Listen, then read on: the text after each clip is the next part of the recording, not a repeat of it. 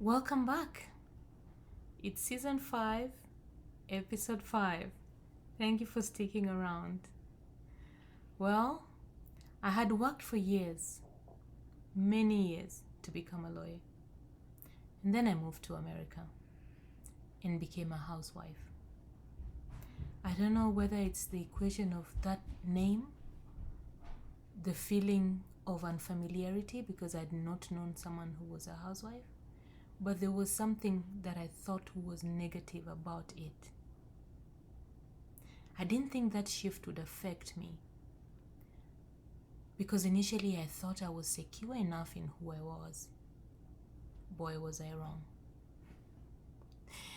I didn't just change roles. I lost a version of myself that actually felt very competent. Hi, I'm Lydia, and on this channel, we ground ourselves and name what is. So I share real life stories about transitions, not the polished versions, but the honest one. So that when life is shifting under your feet, you don't feel alone while you're figuring things out. Because sometimes the hardest transitions are the ones that quietly reshaped how you see yourself, just like this one. Let's get into it. In the last episode, I talked about the loneliness of starting over in a new country. But there was another layer to that experience. I was also confronting something I had never imagined. My professional identity did not transfer. Well, in Kenya, where I had studied law, it takes a while to do that. Unlike what I understood later in America, that law is actually a postgraduate degree. In Kenya, it's an undergraduate degree. So 4 years, the first 4 years, you're in school. And then there's a period of 1 year where you go for what we call pupillage. That is under you can call it internship. So you're under the guidance of someone who has practiced for a while. And then there's another year you also do your rotation or attachment to an actual court with a judge or with a magistrate. And then there's another year you do a postgraduate diploma, which we call under the Kenya School of Law. So 4 plus 3 combined, you have a 7-year track of doing law. And I think, just to explain in the context, because I know my audience is both or diverse, in America is different. You specialize in a particular law, side of law or practice. In Kenya, you do the whole spectrum. Then, if you choose to specialize, then you can go a certain way in your actual practice, or you can go and study it. Maybe it's international law, maybe it's commercial, maybe it's family, whichever way you choose. That's when the LLM comes in. But the bachelor is LLB. It required a lot of discipline to do that. There was a lot of sacrifice. College was very interesting, yes. I had fun. I felt like I was no longer in a cage. But there was a discipline that it took to actually maintain being in law school.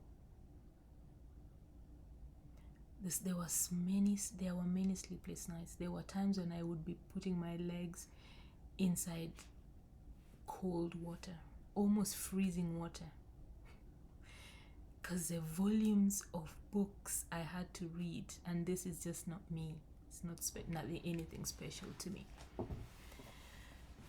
The volumes of books, case law, and the things I had to acclimate myself with was a lot. Sometimes I'd look at it and like, this book is so huge, how am I gonna get through it? And so going through that, there was a pride in finishing it and getting that crown of, okay, Well done, faithful servant. And the identity attached to being a lawyer. I don't know whether it's just a Kenyan context or because of the labels that we value very much as a society worldwide. Oh, I'm a lawyer, and that is supposed to come with some kind of pride. In Kenya, being a lawyer wasn't just a job. It was part of how I understood myself. It meant something. Then the move to America. And suddenly, that identity didn't translate the way I expected. Why? Because there's a different legal system in every state. The licensing requirements in different states.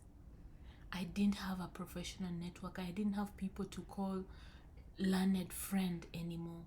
I missed the days when after court we'd go to like a coffee shop and have some tea or something, and the tradition of the senior counsel being the one buying the coffee.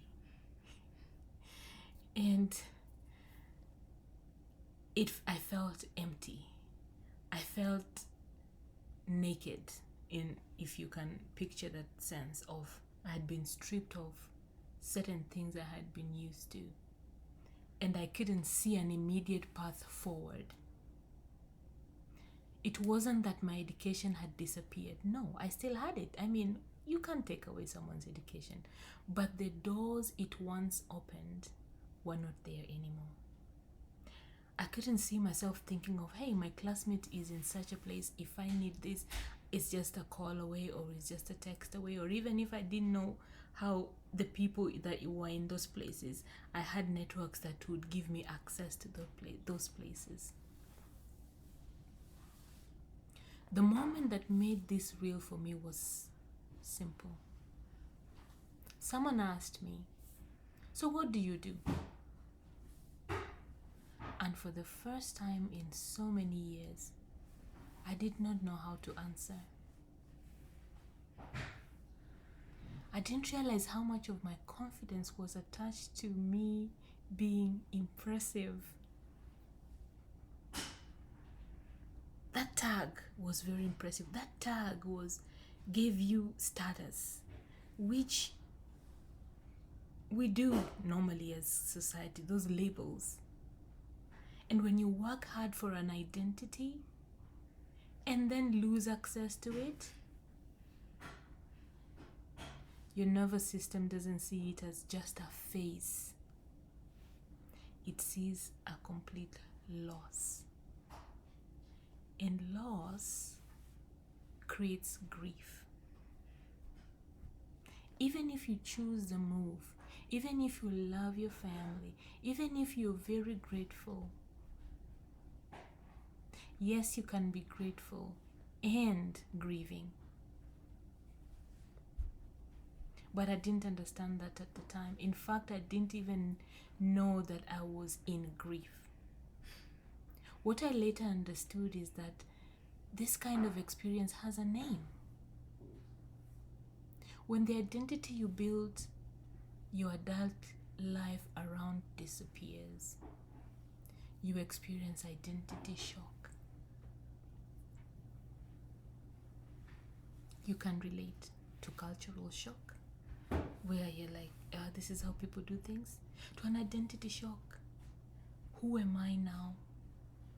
How can I refer to myself? Who even understands that outside of my known context? Just like many others, I had built my sense of self around achievement. And when achievement was suddenly removed, I didn't know who I was without it.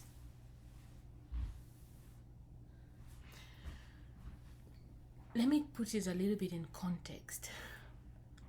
Because I was already networked with the people I went to school with, I was watching my classmates advance. I was counting the years that, I'm now a housewife. Not by choice. And I think that is where the negative relationship with it comes, because I feel like it is something that was forced on me. I wanted to continue my career. I wanted to do everything it took to be who I was again. But my environment didn't feel like it was allowing me to. So I was seeing how my friends were progressing. We are connected on LinkedIn. Oh, I've moved into this place now. I moved from junior counsel into senior counsel. I've moved from just a regular advocate into now I'm a partner. And you're just watching. You're seeing people's career updates online. You start to feel behind. You're smiling publicly, but you're shrinking inside privately. You're asking yourself, did I make the right move? People are celebrating moves, big moves. My friends became company secretaries. My friends became legal managers. My friends became things were moving for others. And while it seemed outside, people are looking, oh, she's in America, she must be doing great. Inside, I'm like, if I was in Kenya, where would I be right now? What would I be doing?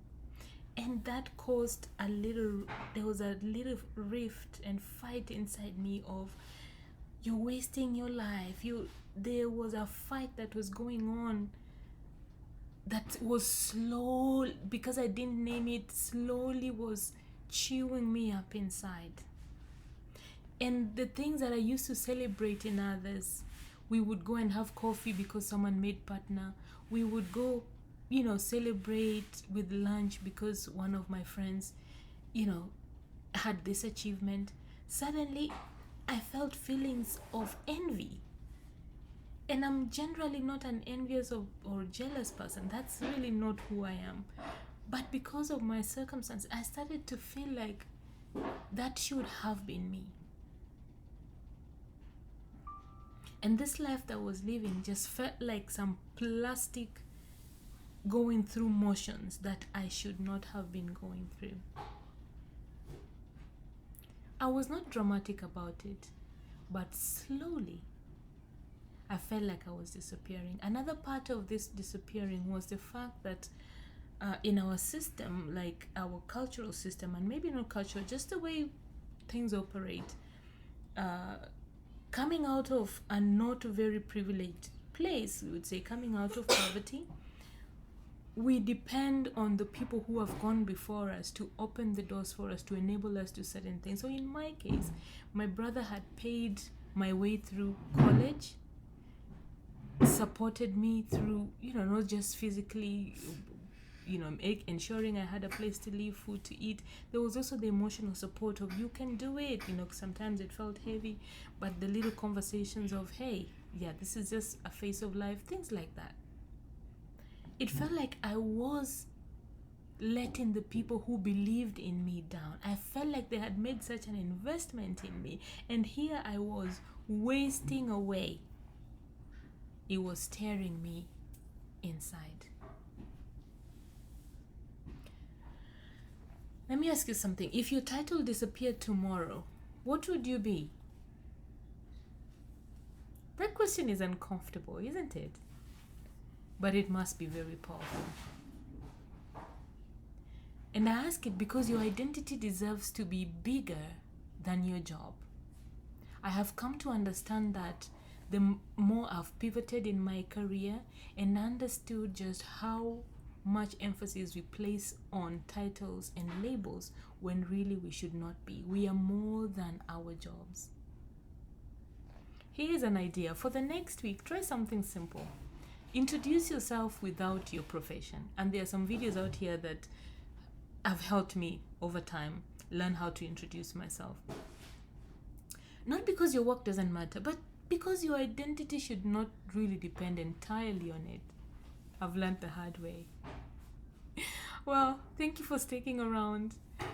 And I want to remind you that, and just as I was trying to make peace with starting over professionally, another identity in my life would start shaping things in ways I didn't yet understand.